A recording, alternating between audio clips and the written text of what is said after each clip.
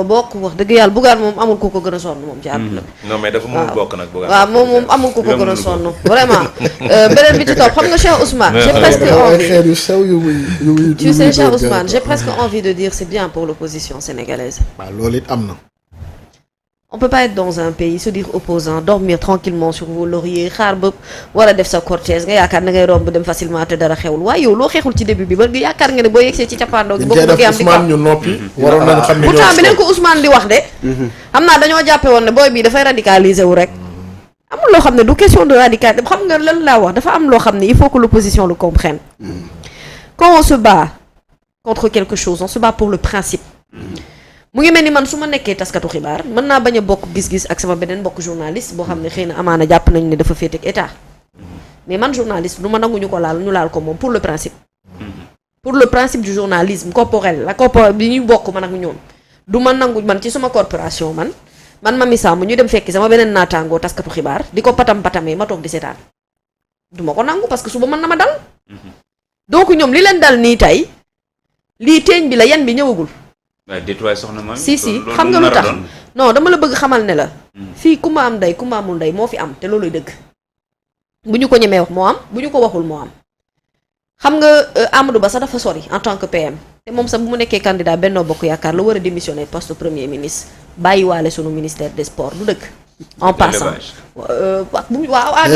moom déjà il avait du mal occupé boobu itam kon na ko bàyyiwaale boobu sax man jàpp compté ma ko woon bu Yankhoba Diattara ak Ali Saleh la jël gàtt. waaw da ngay seet lii xam nga da ngay seet lu mel nii xam nga lii tamit neexut a lijjanti lii neexut a lijjanti ci am réew moom déjà bi mu nekkee candidat daf ko war a bàyyi lu tax mu war a démissionner justement pour ne pas qu'on fasse le link entre l'homme premier ministre et le candidat de Benno Bokk Yaakaar qui pas plus tard que hier bi muy dem en portant cette fameuse casquette de premier ministre ça lui a pas empêché mu def visitam aux allures quand même d'une pré-campagne quoi qu'on puisse dire mobilisation am na fa même bu fekkee premier ministre la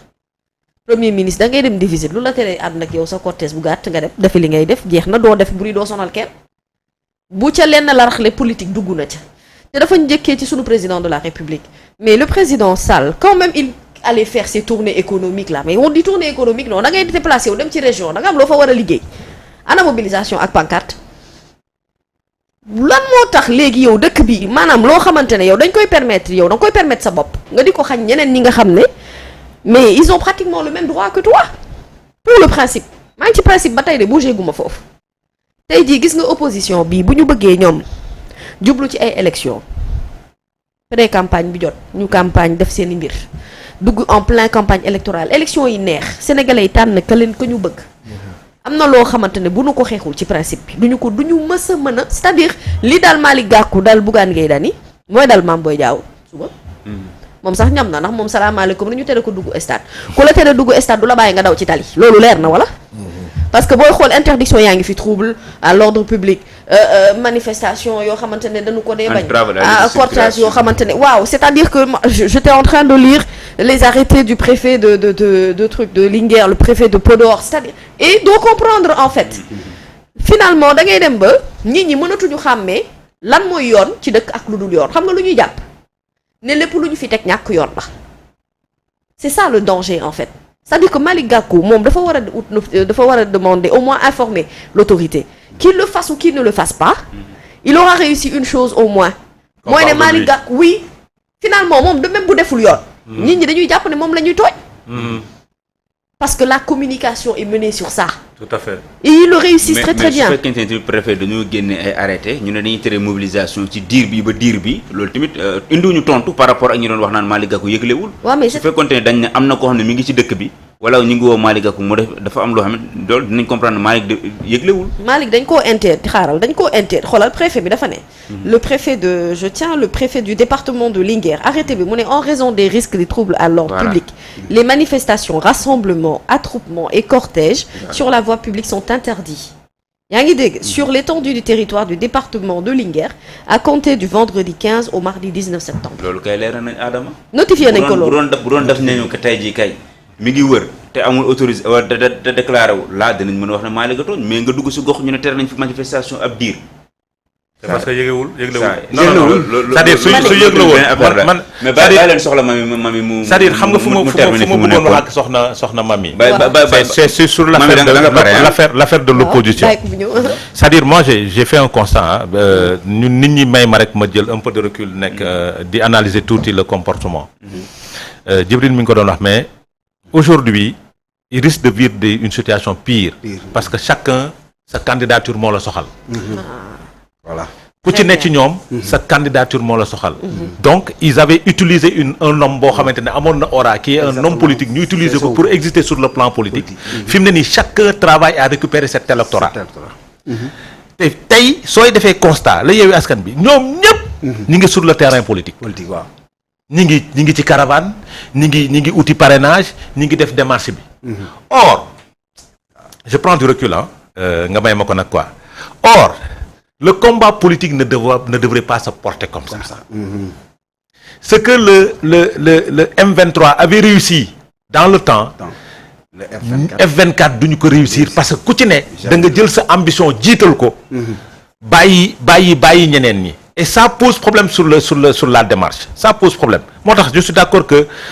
ils vont vivre pire que ce que Ousmane Sonko a vécu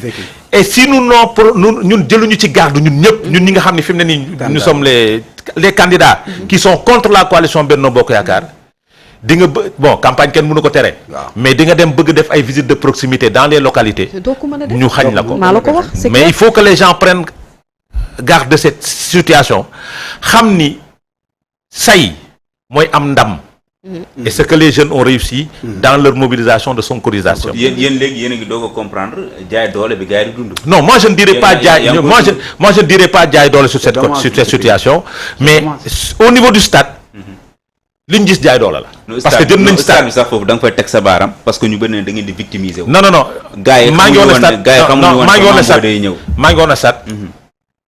Mamboy ko xam xam ni équipe nationale suy football kenn mënu ko tere dem stade day bàyyi lépp lu mu jàpp dem.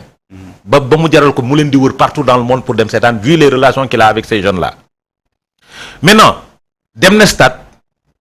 jaabanteloon nañ ko ay tribune te moom xam na ticket bi mu jëndul ticket VIP la jënd ñu jaabanteloo ko un adjudant est venu maa ngi taxaw ma ne ko on a reçu des ordres comme quoi que nee nañ bul dugg ci stade bi du ministre des sports la ñu wax. ministre des sports. nee nañ bul dugg ci stade bi ñu rebrousser chemin tranquillement dem suñu yoon parce que xam nañ ni duñu xëccoo duñu xiiroo duñu ŋaayoo suñu problème xam nañ nuñ koy régler parce que aussi foofu mun nañ wax ni jaay doole la maintenant sur les procédures suñu waree dem fenn dinañ aviser donte ba may dem Ranérou j'ai pas avisé j'avais une seule benn oto laa yoroon boo yoroon ñaar xawal ba xam ndax di nga jàll. waaw su ma yoroon ñaar est-ce que dinaa jàll. est-ce que dinaa jàll maintenant su ma jàllul c'est parce que j'ai pas informé mais li may wax rek mooy l'opposition sénégalaise. l'opposition classique bi fi nekk radicale bi fi nekk dañu fausser combat bi dès le début parce que seen combat bopp lañ jëkkati combat Ousmane Sonko taxu leen jóg te ñoom ñëpp lu ñu am lépp Ousmane Sonko moo leen ko may. li ñu am lépp. Ousmane moo tax ñu am ko. ku ci nekk député. Ousmane moo tax nga am ko. ku ci nekk maire Ousmane moo tax nga am ko parce que il n'était pas candidat pour. boo waxee loolu est-ce que nekkul di réduire effort yoo xam ne ñu bëri def nañ ko. ils n'ont fait aucun effort par exemple ils n'ont fait aucun effort. Ah non, ils ont fait des efforts. Non, j'ai dit man may wax. Ils n'ont fait vous n'avez fait aucun effort. day wax lo neex. Vous n'avez fait aucun effort. nee na defoo leen benn xam nga lu tax xam nga lu même ma tuuti bàyyi ma terminer rek xam nga tax département bu mu jaar. waaw wala commune bu mu jaar commune boobu récupéré nañ ko. les jeunes ont voté massivement ont voté massivement. Je te donne l'exemple. ba mu jaaree Bambey la Bambey basculé. Parce que j'étais à Bambey. Mais on a perdu des communes à Bambey. defal ndànk rek. Beaucoup de communes. J'ai dit j'étais à Bambey. li tax ñu perdre yeneen communes yi parce que duggul ci biir communes yi. dañuy waxtaan. j'ai fait moment bi mu fay jaar maa ngi Bambey. pour porter la candidature de Benno